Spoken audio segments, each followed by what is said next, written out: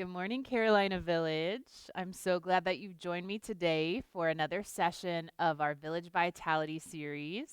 My name is Aline, and I will be guiding you today through a sequence designed to help create resiliency in the body, mind, and spirit. So, from my experience working with all different populations and age groups and all the group fitness and personal training and clinical settings that I've been in, I believe that resiliency of the body is critical to have as you age, so that you can just do everyday things better, have a better quality of life in general. And from what I've observed, I think resiliency comes from challenge. So we're not doing the same thing every single time when we exercise. We're moving our bodies in different ways. That's challenging both the body, but also the neurological connection in the mind. Um, and so with our exercises today, we'll be focusing on lower body quite a bit and abdominals. That doesn't mean we won't be doing any arm or back work, because we will. But if I had to focus on one area of the body, I would definitely focus on legs and then core. So if I had to put them in order of importance, I suppose that's what I would do. But luckily, with our exercises today, we can kind of work the whole body. Um, we'll also be working on resiliency in the nervous system and the pulmonary system. So with our breathing technique today, we'll be doing Samavriti, equal ratio breathing, or box breathing. Remember, this is the one that the U.S. Navy SEALs use. And so I think that that technique can really help with the resiliency of those systems. And we'll also be trying to incorporate that breathing technique within some movement in the beginning of class. So that will be its own little challenge. And I'll talk you through that when we get to that point. For today, very minimalist setup. Not using the towel today, although if you have it there, keep it, because you may find a use for it throughout our movement. Um, with my mat setup, I do have it set up on the narrow edge. And that's because we'll be doing some stuff behind the chair and also some lunging, where it will be nice to have this back foot on the mat. And remember, the mat is only really necessary if you have hard flooring. And even then, it's not necessary, but just a nice little added cushioning for your feet.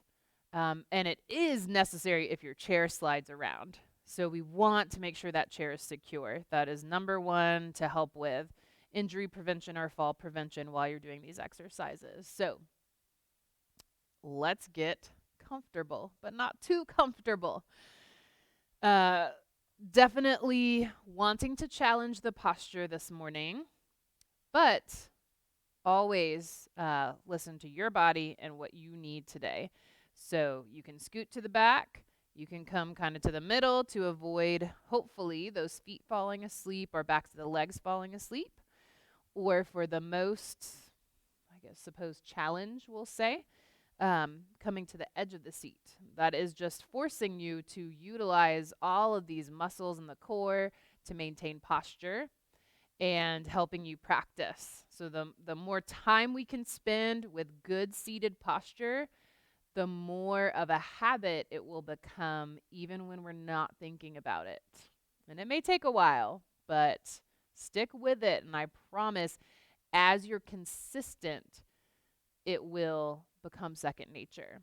But you got to keep staying consistent with your practice. So don't think, oh, I've achieved the strength that I want. I've achieved the flexibility that I want. I've achieved my postural awareness. Now I can stop doing the classes. I wish it worked that way, but it doesn't. We have to keep on moving and keep on doing it.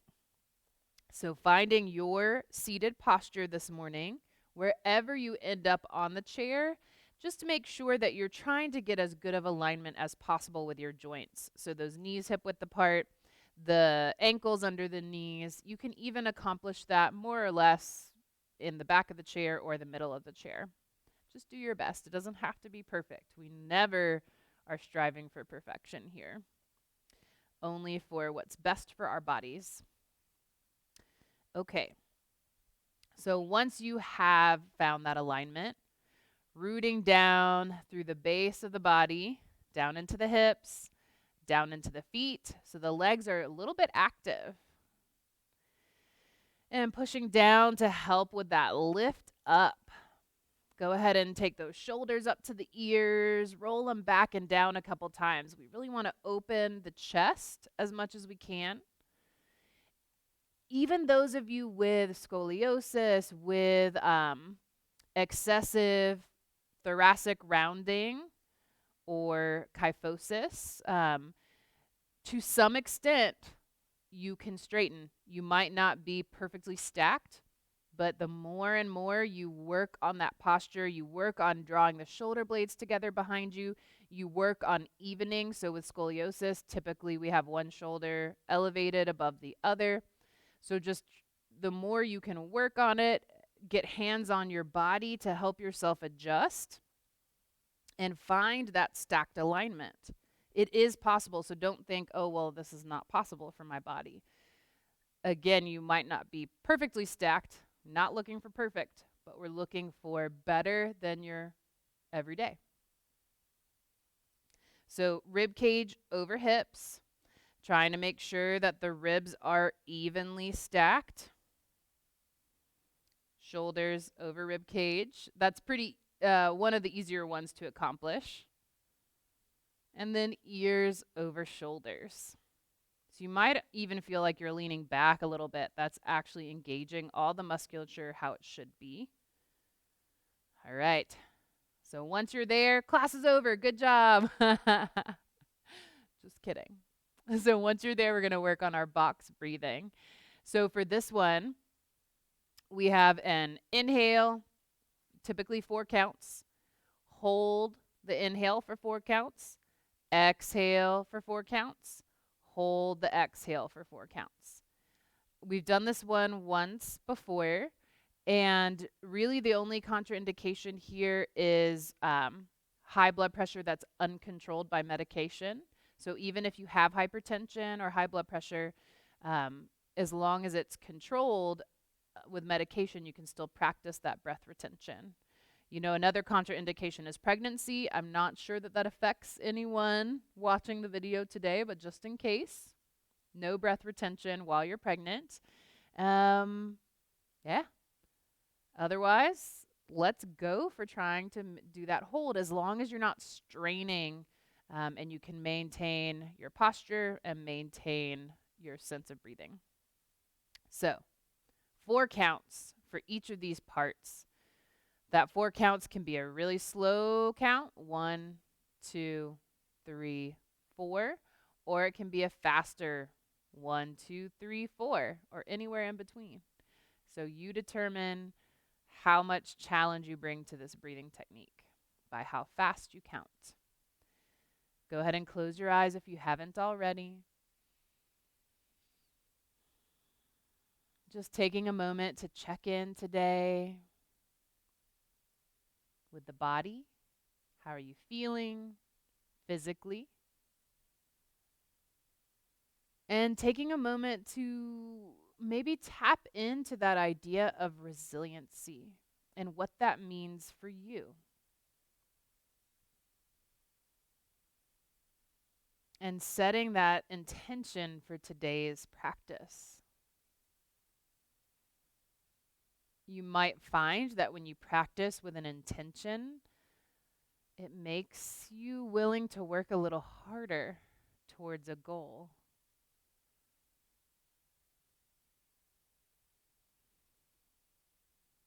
So as you feel ready, we'll begin with that box breathing technique.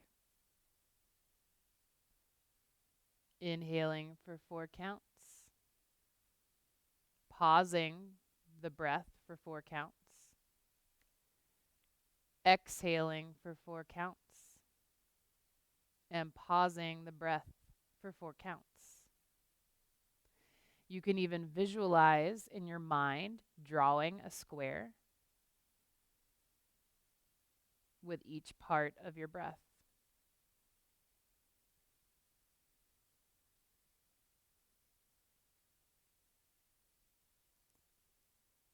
It's really neat on um, the lung level breath exchange what the breath retention does to truly create resiliency in the lungs and the pulmonary system. So if you can, without struggling, without straining, do that breath hold, that's wonderful. Even if you can only do it for half the length, see what you can manage today.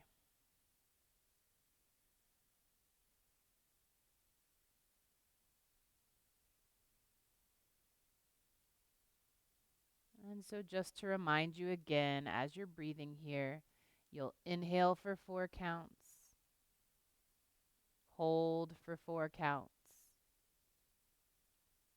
exhale for 4 counts, and hold for 4 counts.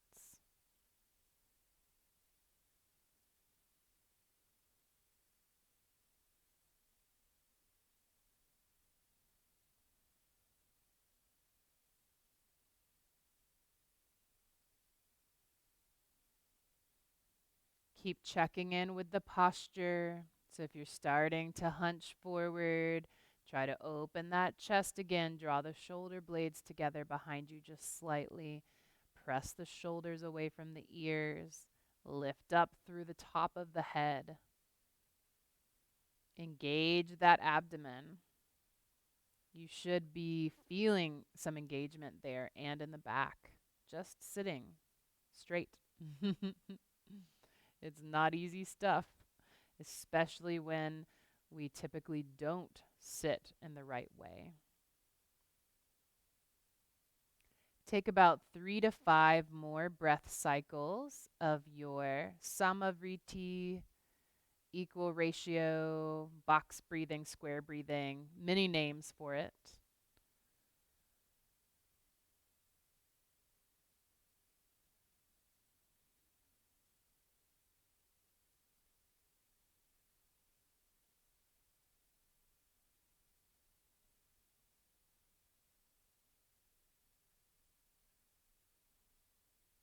And as you're taking those last couple rounds of breathing here, I'm going to explain the next movement, and we're going to see if we can extend the breathing technique into this movement pattern. So for this, it's basically cat and cow with side bending in between. We'll do cat and cow on the exhale and the inhale, and then the side bending on the breath hold. So if you'd like to, you can open your eyes to watch here. But we'll start with the 4 count exhale. So exhaling for 4. So really, I should say you're going to exhale for maybe about 3 counts. Well, you'll exhale for 4 counts, but take 3 counts to move into the exhale. And then start to straighten up. Breath hold for your side bend for 4 counts. And then inhaling for 4 counts for cow. And exhaling for, breath hold for 4 counts for the side bend. So let me go through that one more time because I might have confused you. So we'll exhale 2, 3, 4. Breath hold 2, 3, 4. Inhale 2, 3, 4. Breath hold for the side bend 3, 4. So we're exhaling, holding the breath, inhaling, holding the breath. So do your best. If you can't manage the breath hold, don't worry about it. You'll exhale here, exhale here, inhale here, exhale here. Okay? So let's try to go through together. And then you can, for one round, and then you can go at your own pace for the following rounds. So sitting up tall. On your exhale, 2, 3, 4. You're scooping out that navel. Hold the breath. 2, 3, 4. Inhale, 2, 3, 4. Trying to open that chest. Side bend, no breath. 3, 4. Exhale, 2, 3, 4. Side bend, holding the breath. 3, 4. Inhale, 2, 3, 4. Side bend, holding the breath. 2, 3, 4. Continue at your own pace. So you may be moving faster or slower depending on how slowly you can breathe and how effectively you can hold or retain the breath. And remember, don't force it. If that breath hold makes you feel lightheaded, dizzy, makes you yawn excessively, those are all signs that your body's ready to stop that breathing technique. Try to take about 2 more rounds. And if using the breathing technique distracts you too much from actually moving your body, for that last round, just let go of the breathing technique and focus on the spinal movements. So last round.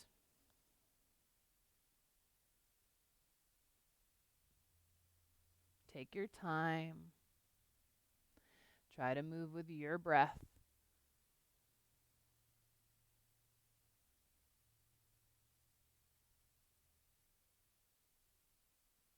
And relax whenever you're done. From here, we're going to work into the shoulders a little bit more. And I'll give you a couple different options. So we're going to do the alternating shoulder rolls while one shoulder's moving up and back, the other shoulder's moving down and forward. So there's a little bit of rotation happening in the upper torso to accommodate for that movement. Now, if you would like to get in there a little bit more effectively, to work the arms a little bit, and you don't have rotator cuff issues, then try with adding arms. So we'll kind of circle. So this shoulder's coming up as the arm comes up. And so you're just kind of alternating, and your arms don't have to be straight. They can be a little bit bent. But you're basically trying to make as big of a circle as you can, and you're still doing that shoulder elevation and then shoulder depression, or pushing the shoulders down. So decide how you'd like to go. If you're going to incorporate the arms, then you still need to make sure you're not, hunching or moving the abdomen excessively. There's going to be a little bit of that rotation happening at the shoulders, but that should be about it. You'll probably feel some burning in the shoulder muscles. That's normal. They're working hard here. Go ahead and reverse directions.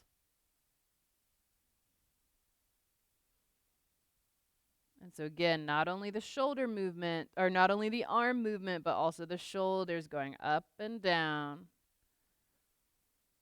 So again, with this theme of resiliency today, we're going to be working with trying to combine a lot of different movements, really working that mind-body connection. And go ahead and relax those circles. Shake those arms out if you need to, if they're kind of feeling a little fatigued, got a little burn going with lactic acid buildup. Just kind of help clear that out. All right. So moving on now to the legs. Let's go ahead and lean back, support yourself with your hands, straightening out that right leg. We're going to combine hip rotation with ankle rotation. So we're lifting that right leg just enough to be able to really circle that foot without the ground getting in the way. And so as I circle out to the right, I'm also rotating that hip out to the right. And then coming down, and as I move in, kind of circling the hip in. And so really my ankle or my hip is following the rotation at the ankle. So hip opens out as the toes open out, and then hip comes back to neutral, maybe even a slight internal rotation as the toes come towards the midline. So go ahead and join me, trying to keep the chest open, shoulders down. So don't let this happen with the upper body. We're staying engaged and active, but we're just leaning back here to give ourselves support. It's definitely more challenging to do this movement upright. If you want to really strengthen the hip flexors, feel free to sit upright. But we're really just focusing on getting into the hip and getting into the ankle right now, not strengthening. 2 more circles. And relax that foot down. Notice the differences between the right and left side. Ooh, that's wild. All right, so yeah, my right side feels 5 times larger, more spacious, I guess. I don't know how to describe it.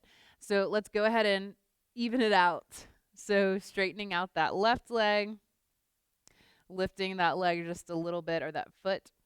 You're going to turn the toes out at the same time as you rotate the hip out to the side. Circle down, around, and then bringing that knee inward a little bit as you rotate the toes in. So the hip is really following in line with the ankle. They're moving together, or at least that's what we're trying for. Building resiliency. Little coordination challenges. Don't let yourself get too frustrated if your body doesn't want to move the way that you want it to. That's normal. That's why we're working on this, so that you can get to a point where your body will cooperate. But it takes time to build that connection and to get better joint mobility. Think about how many years you've spent not having good joint mobility or not focusing on it in this way. We can't expect things to change overnight. But I know people do have some kind of miraculous things happen. So not to say it can't happen. Take one more circle. And relax that leg. All right. Coming up to seated. Just getting into the legs and ankles a little bit more, starting to wake up and get a little bit of strengthening action. I'll give you the option to also strengthen arms and core, or just arms, or both. So let me explain. With this exercise, hands can be on hips. We're going to alternate legs. You're going to straighten the leg, point, flex, and bring it back down. So hands can be on hips. If even this becomes too tiring or too much, you can lean back to do this. If you'd like a little arm challenge, arms can come up front while you do the exercise. And if you want all the challenges today, you're feeling good, then you can lean back without the arms behind you. They'll be in front. And that way you're getting core, arms, and legs, basically full body. So decide how full body you want to go today. You can always change it up. So if you decide hands on hips and you think, I want a little more challenge actually, bring those hands up. If you decide that you're here with full challenge mode and that's too much, then take it down to wherever you need to go. Okay, so just to review those options one more time, hands can be behind you for the most support here, especially if you're struggling maintaining your upright posture. You're going to want to come here, because I don't want you to sacrifice the spine thinking, oh, well, now I'm strengthening and this is the way I should do it. This is actually hurting you with this rounded posture. If you can't maintain the upright, either seated or leaned back, then you're going to want to bring those hands down, okay?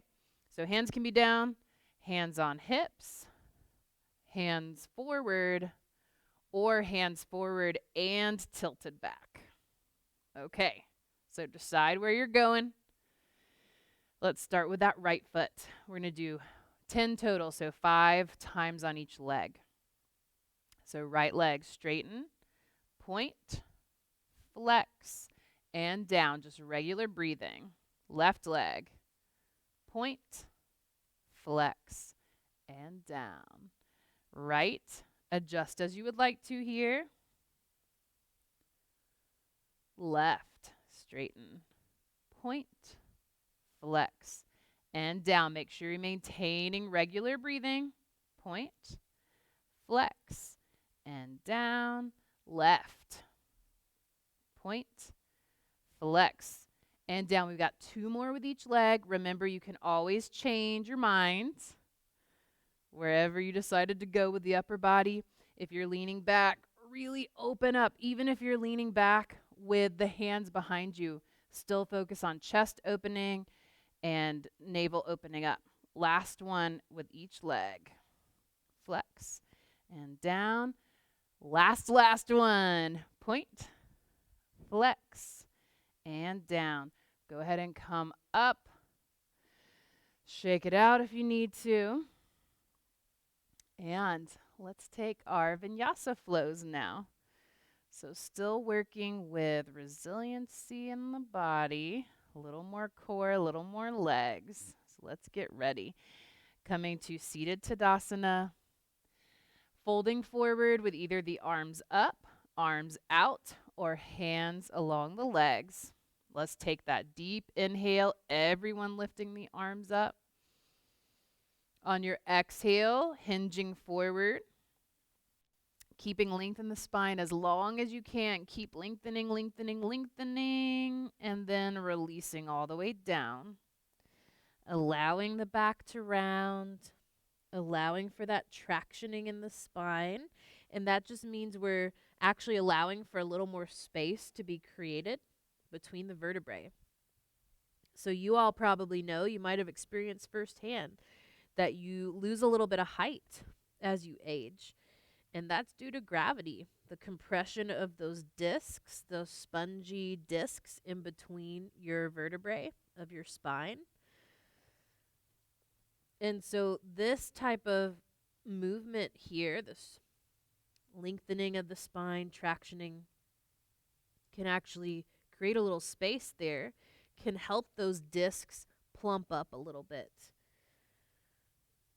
Encourage fluid uptake and all sorts of good stuff like that.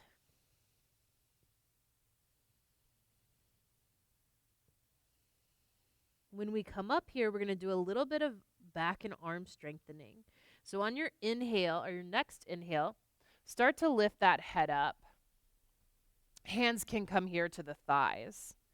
Find a height where you can be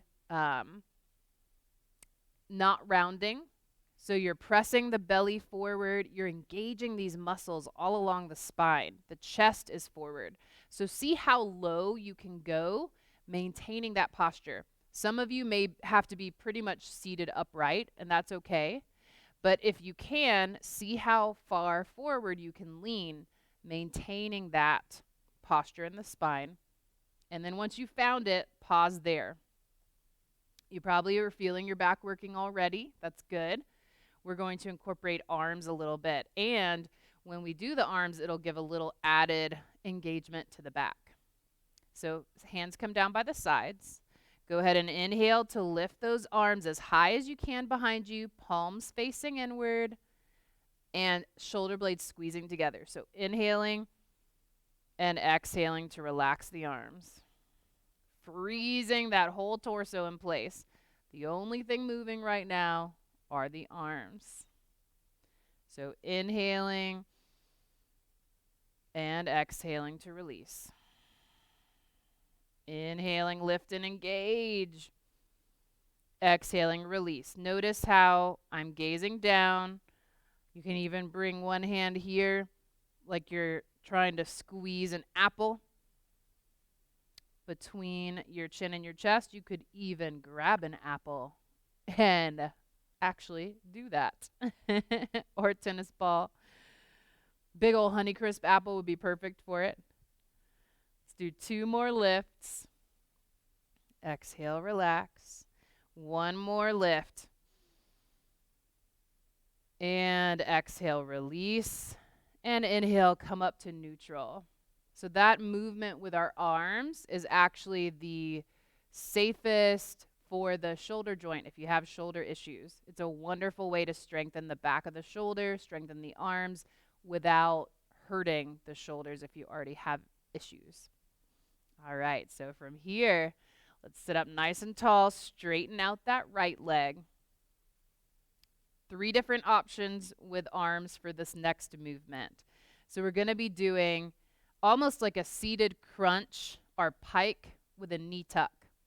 So level 1, hands behind you, getting that nice open posture, exhaling to tuck that knee in as you lift up with the chest, and then inhaling to release. Exhaling up, inhaling to release. Option 2, arms out in front of you. So leaning back and then tucking. So same movement with the body, just a little more challenging with those arms out in front. Option 3, fingertips behind the ears. Do not interlace the fingers behind the neck. This is just fingertips lightly grazing those ears.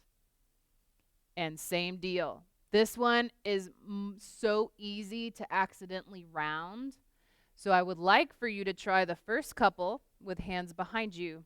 If that feels, I wouldn't say easy, but it feels okay and you feel like you could do more, then try arms in front. And then after a couple more, you could try the fingertips, okay? So everyone straighten out that right leg. Everyone bring those hands back behind you.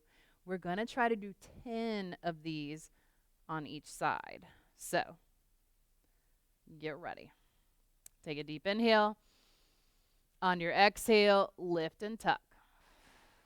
Inhale down. Exhale.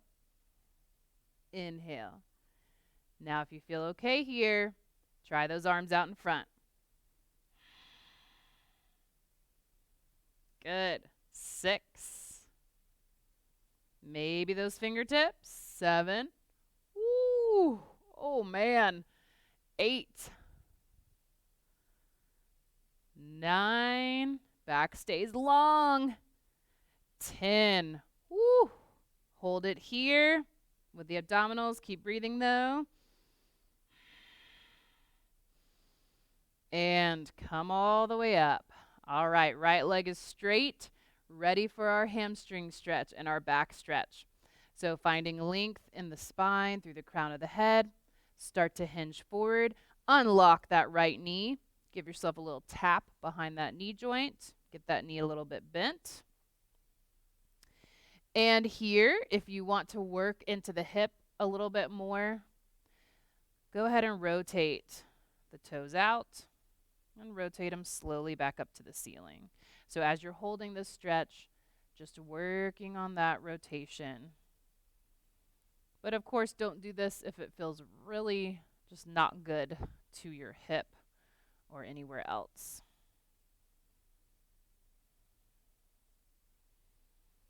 So you're either holding toes center or do about 2 more rotations.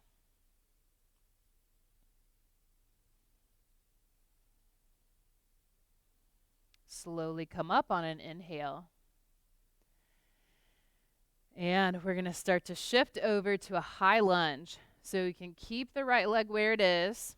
Remember, hands-free shifting is a little more challenging, but feel free to use the hands to bring yourself turning the hips almost all the way towards the back of the chair here. Foot more or less stayed where it was. Of course, it moved a little bit. With this front foot, we want to make sure the ankle's under the knee. And this right hip is kind of freed up off the chair. So from here, we're going to just allow that knee to bend, that back leg to relax. And then we're going to straighten. Bend and straighten. If you'd like to bring this up a little bit more, bend. As you straighten, Press into both feet, lift those hips. Bend and release back down. Straighten and lift. Bend and release. Try to engage the abdomen here. So it's very common to just let that belly just release forward because we're focusing so much on the legs. Try to draw that navel in. So keep going with your breathing. Inhaling to lift up and straighten. Exhaling to release. And if you'd like to take it again here, a little bit more, that right arm can come up. If your balance is good, both arms can come up. But really, please only let go if you're super confident in your balance and just knowing that you can kind of quickly fall down into the chair again to grab hold. Okay, so if you're still with the lifts and lowers, let's do 2 more. Inhaling and exhaling. 1 more. Go ahead and relax that arm down if it was lifted. With this back leg, try to keep it as straight as you can. I know that quad's getting real tired.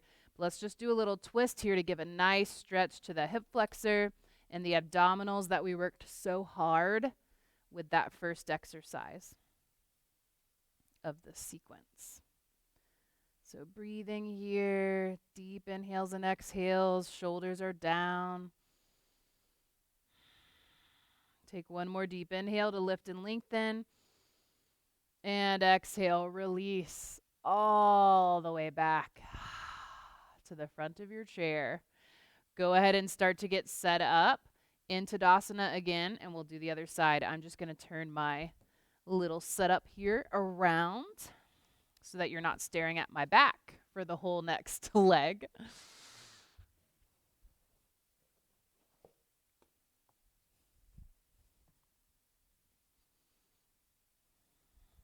All right, so coming back to your Tadasana, seated mountain pose.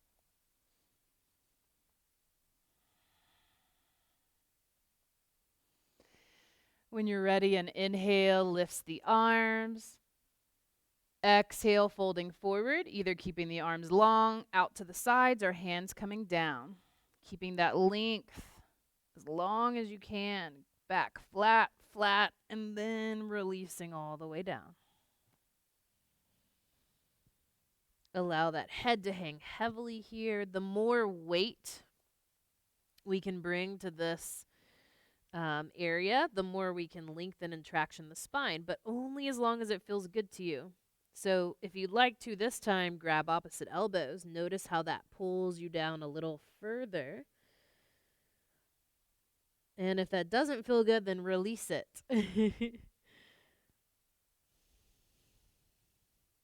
So remember, it's not about perfection. It's about how it feels in the body and the effect it has on the body. I'm adding a little swaying side to side here. Just getting into the hips a little more, the low back a little more.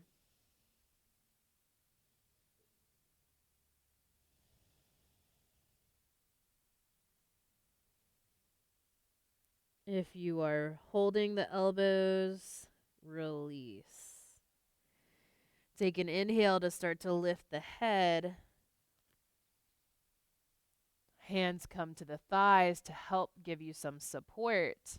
The back is in a pretty vulnerable position here, especially if you have herniated discs or any other things going on with your spine.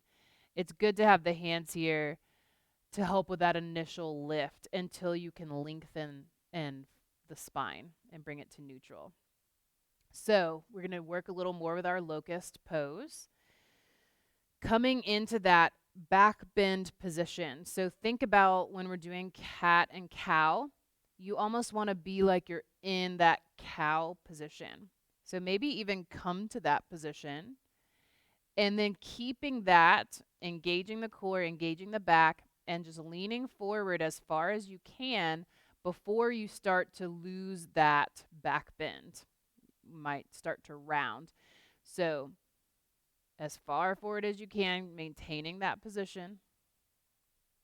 And then holding there. So core is engaged, back's engaged. Now let's add the arms into it.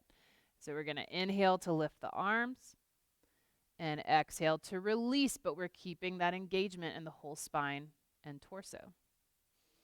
Inhale, lift. Exhale, release. If this is just way too challenging beyond your ability level, you can try with just one hand, so alternating. So you have that one hand down for support, and maybe it's a little more accessible. Or honestly, for some of you, just holding here, trying to put as little weight in the hands as possible and just holding that back bending position may be enough challenge. Wherever you are, let's take 3 more breaths. Whether it's both arms, one arm at a time, or no arms. Last inhale and exhale. And with your next inhale, hands on the thighs, slowly straighten up. Good work.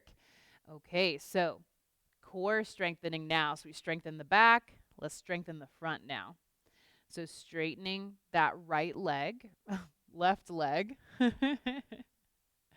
Remember your options with your hands. So we're doing that pike knee tuck movement. So hands can be behind you. Hands can be in front of you. I didn't mention you could do the one. So just if you can't quite go from here to here, that's too much of a jump, then try just one arm out front. You can have both arms out front, or if you're feeling really, I don't want to say crazy because it's a good thing if you can do this. You can have the elbows out to the sides. Remember, it's just fingertips touching the ears, no grabbing, no cranking with the hands, okay? So let's everyone start with the hands on the chair for the first couple. Take a deep inhale here. Find that length. On your exhale, tuck and you're lifting at the same time with the torso as well. Exhaling up. Maybe one arm, maybe both. Here's 5. Maybe those fingertips. 6. Ooh, do not let that collapse your chest. If you feel that that's happening, come back to the straight arms.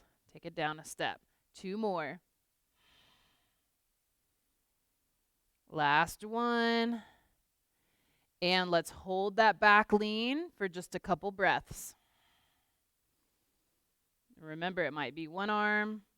It might be both behind you. It might be fingertips. Woo! On an inhale, come up. Exhale, release. Let's move into that forward stretch now, stretching out the back and the backs of the legs. So finding length in the spine, keeping that length as long as you can as you fold. Unlock that left knee. I see you joint lockers out there. I'm one of you. Always got to remind myself.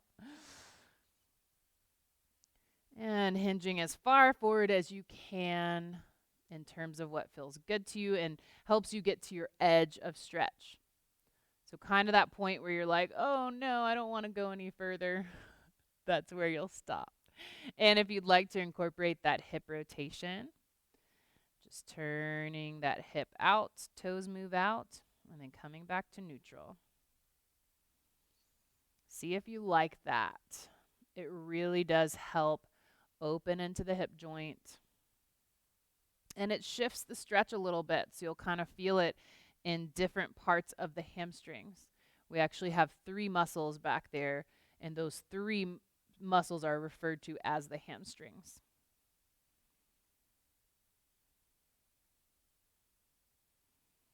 Just a couple nice deep breaths more here. Either stillness in your stretch or rotating.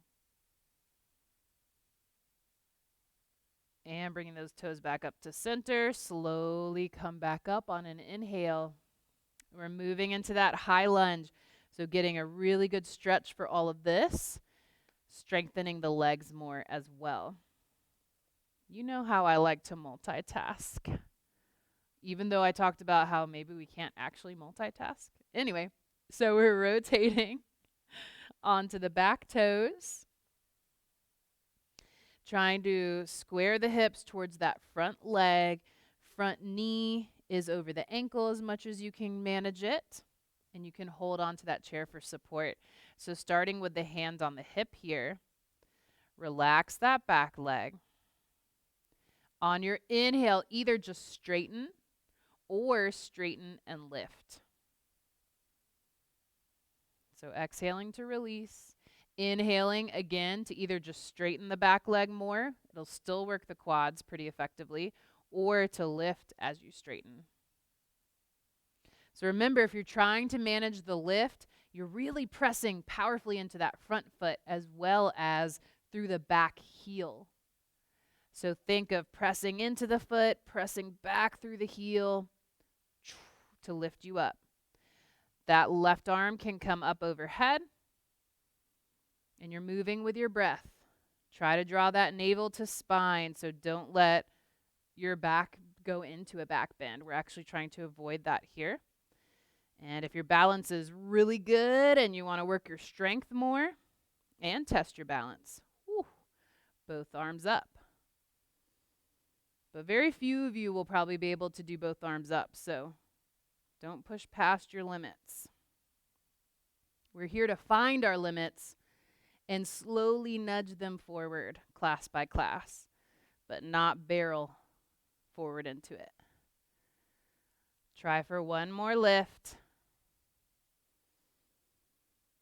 And relax that back leg a little bit, but keep it a little more towards the straight side of things. Let's move into a twist to just amp up that stretch. So deep inhale to lift. Exhale to twist towards your chair.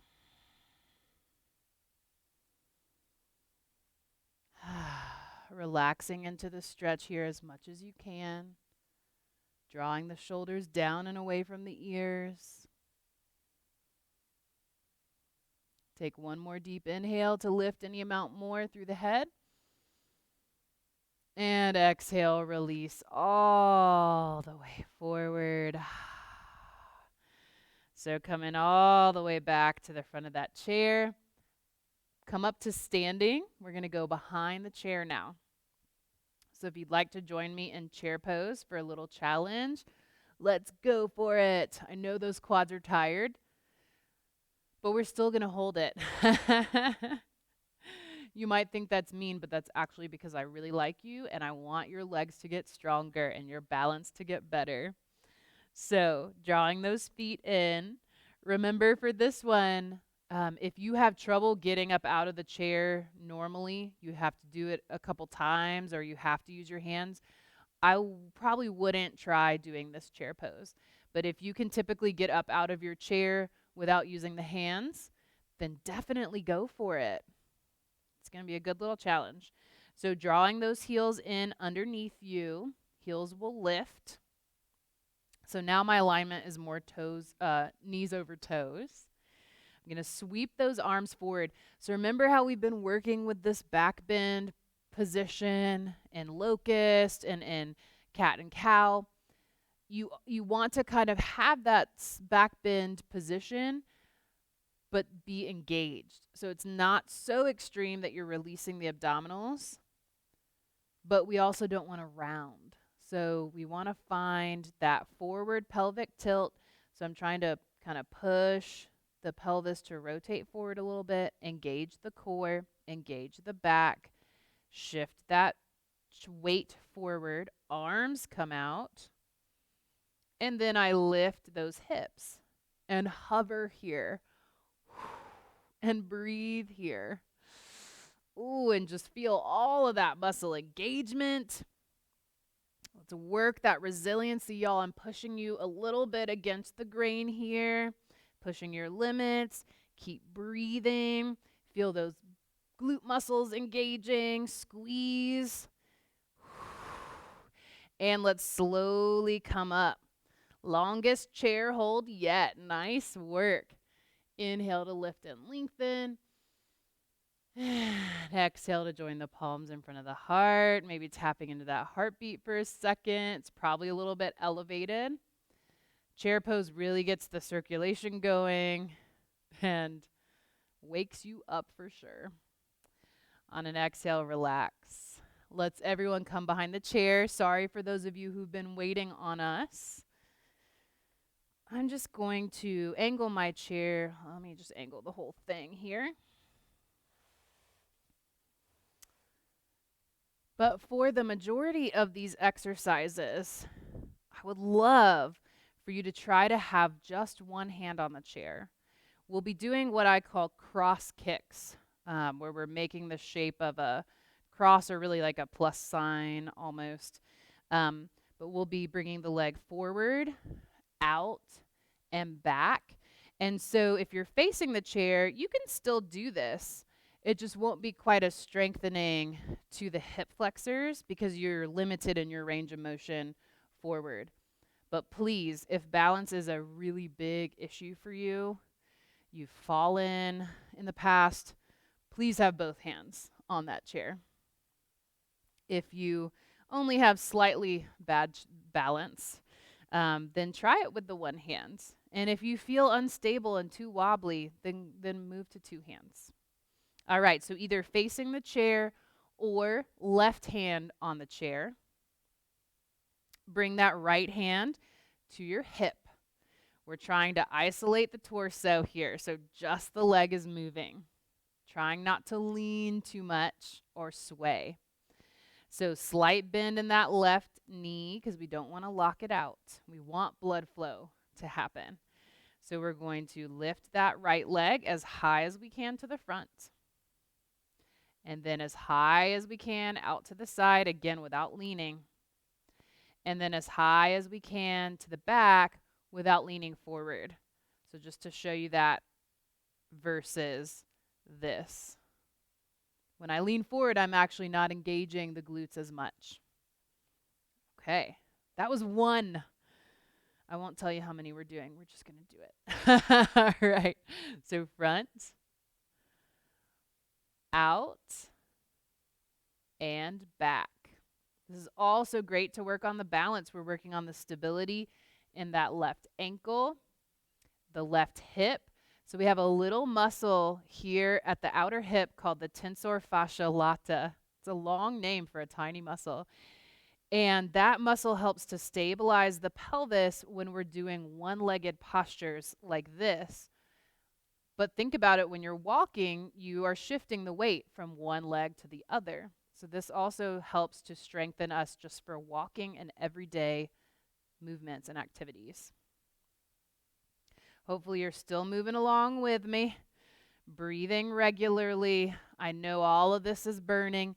Try to stick with it. That burning is telling us that the muscles are working hard.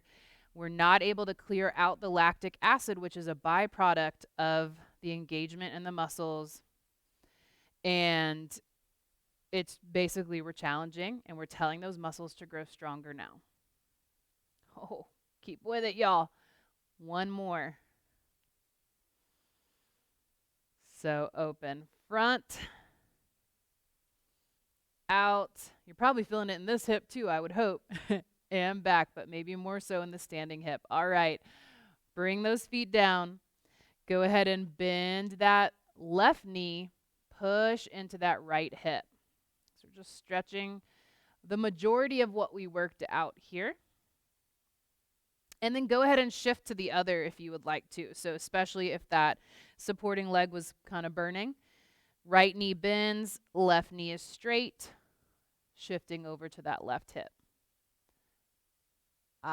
Maybe one more time on each. And shift. So we're not holding these stretches for 15 seconds. This is a little more of a dynamic stretch to just kind of help clear it out. Let's hit the reset button and work on our balance now. So a balance posture. So we're going to try stork pose, and then we're going to do that whole sequence on the other leg. So again, you can be facing the chair here or left hand on the chair. Finding standing Tadasana or standing mountain pose. Feet are hip width apart. So kind of feeling for those hip bones. And then continuing that line. So it might actually be a little wider than you typically stand. And then just a slight shift over to that left hip. I should mention, making sure that you're straight and stacked. And then a slight shift over as you bend that right knee. Lift that right knee up in front of you as high as you can. Foot stays kind of relaxed, maybe a little towards flexed. And sending that free arm forward, finding a focus point. Maybe the other hand lifts just a little bit away from the chair. And maybe you're testing, maybe you're kind of falling out of it and coming back into it. That's all perfectly normal. Ultimately, we're going for both hands out in front. Make sure you're still breathing, not holding that breath. Yes. All a work in progress. That left ankle may feel super wobbly. You're working and building that strength. Deep inhale here. And on an exhale, relax. Shake out the hips. Let's stretch that front hip flexor. So turning to your chair if you're not already facing it. Come really close, almost touching the back of your chair. Take just a little baby step back with the right foot. And then you're just working on the tilt of the pelvis here. So naturally your pelvis will want to tilt forward. We want to start to tuck it. So push the tailbone down, lift up through the front, and you should feel that stretch all along the front there of the hip. So we stretched the hip and we stretched the glutes with our standing, kind of shifting side to side in the hips. Now we want to stretch the front. Oof, because we worked hard today. So just taking 1 or 2 more breaths here. Then we get to do the other side. Release that stretch. Go ahead and turn now, right hip facing the chair. Or remember, you may have both hands touching the chair, and we'll be working with the left leg now. So, finding your foundation, getting set here for our cross kicks. If you are just one hand, then the other hand's going to come to the hip. It'll kind of help you be aware a little bit more of your body and trying not to rock and sway side to side. Okay? It's trying to hold all this still. We're going to come forward, out to the side, and back. And probably you'll have the least range of motion to the back. That's pretty normal, but everyone's different. So again, core is engaged. Breathing deeply here. Might help if you inhale to lift the leg and exhale to release. Especially if you find that you're holding your breath, establishing a breathing pattern can be really helpful. Forward, side, and back. Got several more, y'all. Keep working, keep those abdominals engaged, zip it up, lengthen through the top of the head. And you're breathing right. And out. And back. One more set. I know this is burning. Let's stick with it. Oh, actually, I lied. 2 more. Don't hate me. Last one this time, for real. Front. Side. Back. And relax. Let's stretch it out. So bending that right knee, Left knee stays straight but never locked. And you're just shifting those hips over to the left side. You should feel that stretch all along kind of the butt and the outer hip. And then just take a little shift side to side a couple times. You want to hold it about 5, maybe 10 seconds. So usually for most people that's, 2 or 3 breaths. And make sure you do that at least 2 times to each side.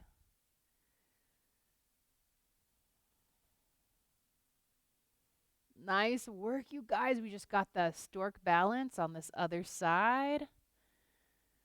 We get to do Shavasana. That's my favorite part. I don't know, I love it all, but all right, so for stork balance, we're picking up the left leg this time. So remember, you're either facing the chair, working on this, or your right side is facing the chair. So finding your Tadasana, your mountain pose, setting that foundation. We can't expect to succeed very well without properly setting up first.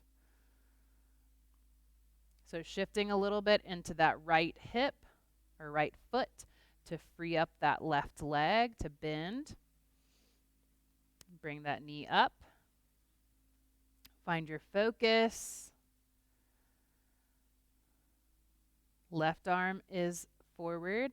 If you're facing the chair, I recommend opposite arm coming up. So if you're facing the chair and your left leg is up, then extend the right arm. Those of us sideways don't have a choice unless we want to do both, which we can certainly try.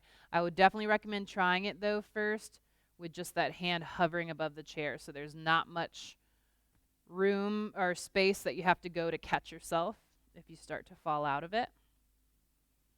And great news, if you start to fall out of it, you can just plant that foot straight down to kind of catch yourself.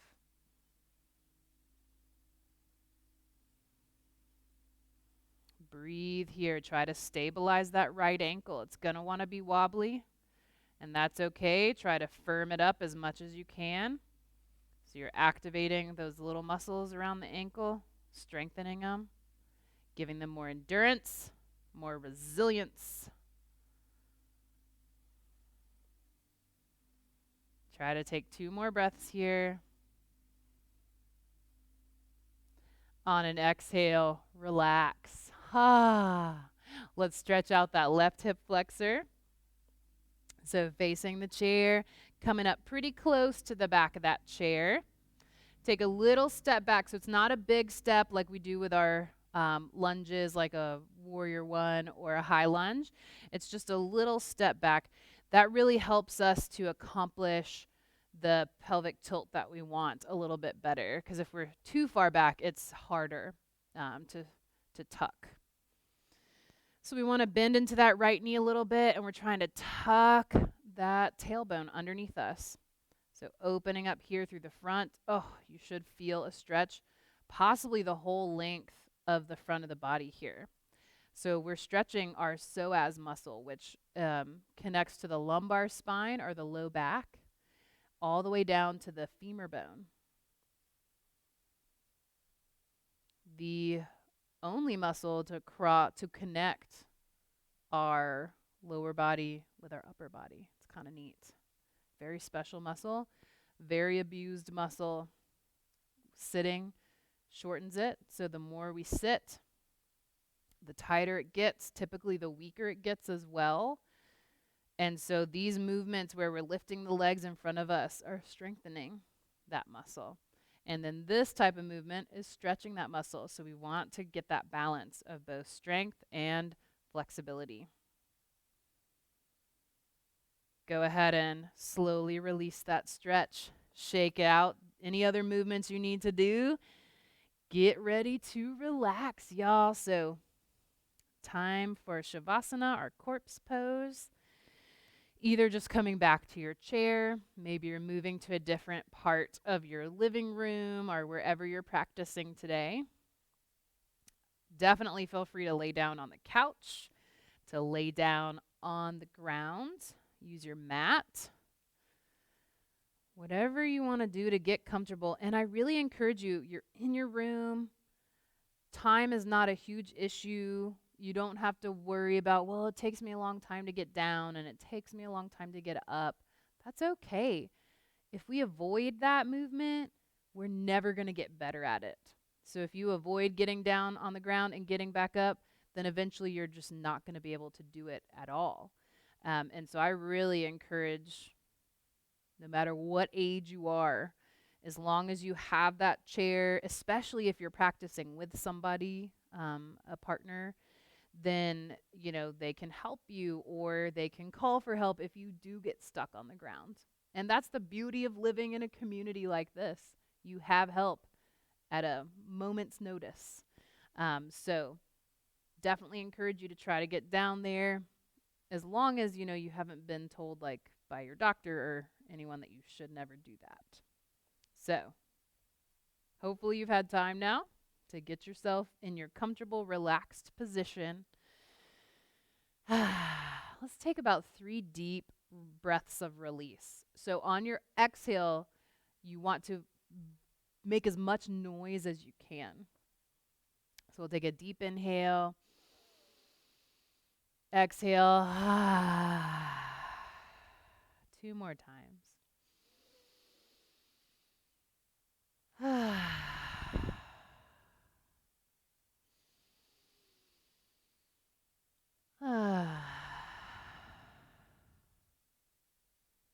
And just let your breathing happen without your control or effort.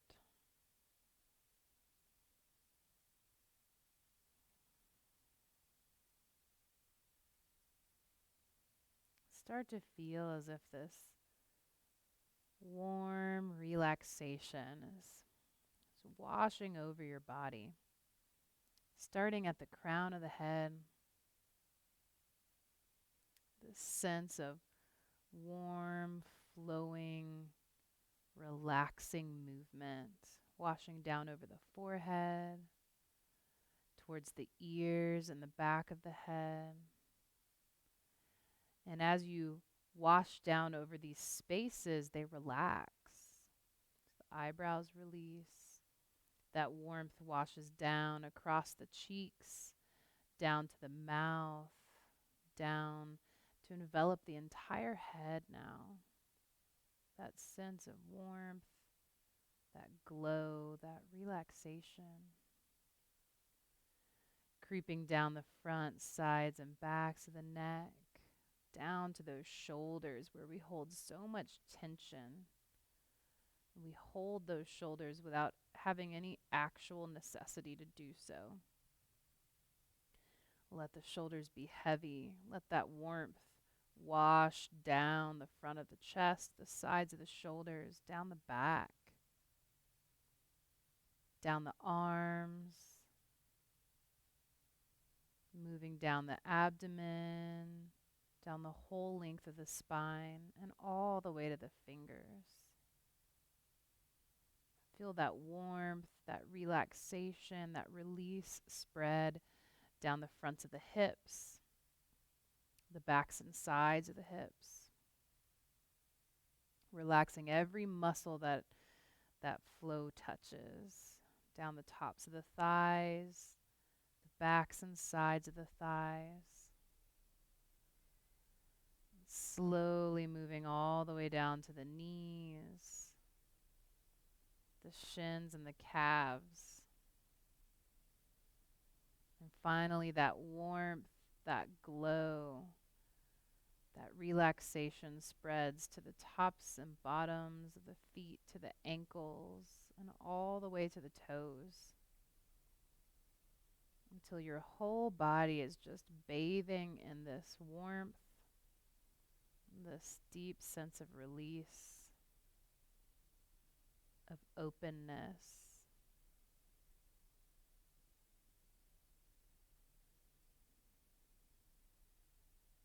Ready to receive the practice, to integrate.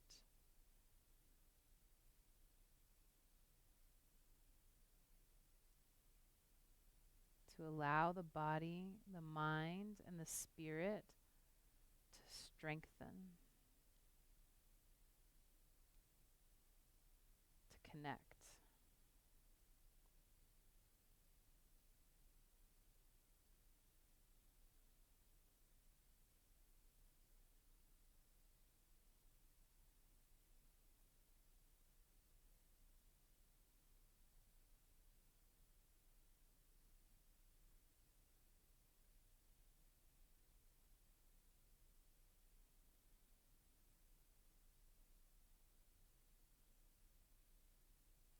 And as you feel ready to invite movement back to the body, start out small, little micro movements, maybe just wiggling the big toes.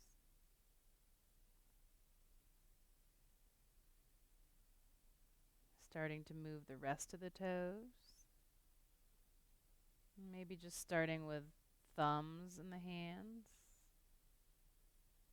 and then the rest of the fingers. And starting now to move the ankles and the wrists. And just gradually incorporating a little more movement until you wake yourself up. Oh man, I always yawn too here. Just showing that relaxation, waking back up like from a deep sleep. There have actually been some studies done on, especially in India, they do a lot of studies on yoga, on the effects of Shavasana and how it can be equivalent to like a 30-minute nap, even if you just do a 5-minute Shavasana in terms of the restoration on the body. So when you're ready, slowly come up to seated. If you're laying down, stay there if you'd like to, or just very slowly make your way up. Don't try to bolt up to join us for this final namaste. So joining the palms together in front of the heart, you can do this while you're laying down. Just tapping into that heartbeat one last time, trying to stay with that mind-body connection, that internal awareness.